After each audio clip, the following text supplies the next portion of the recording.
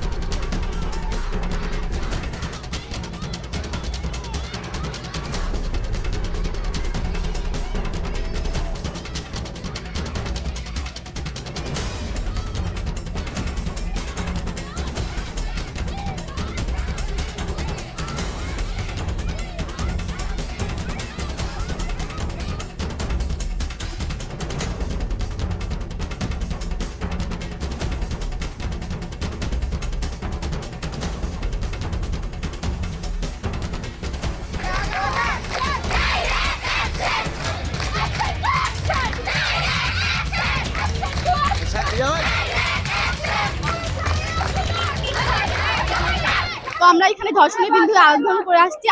আমি একটা নিজে মেয়ে হয়ে বলতেছি আমি সেফ ফিল করতেছি না। এতগুলো 48টা ঘটনা আমি অলরেডি শুনছি। আমি নিজে রাতের বেলা প্রাইভেট পড়ি, তো আমি বের হইতে নিজে সংকোচ বোধ করতেছি যে আসলে আমি কি সেফ ভাবে বের হইতে পারবো, আমিও কি ওই অন্যান্য মেয়েদের মতো ঠিকভাবে বাসায় ফেরত দিতে পারবো নাকি আমি রেপ হয়ে বাসায় ফেরত যাব।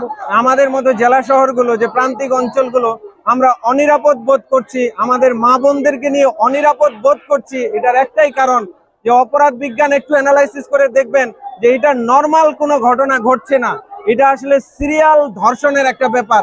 তো কাজেই যে কোনো জায়গায় বাংলাদেশের যে কোনো প্রান্তে যে কোনো সময় আমাদের মা বোনেরা ধর্ষিত হতে পারে। তো এই জায়গাটা থেকে আমরা নিরাপত্তা চাই।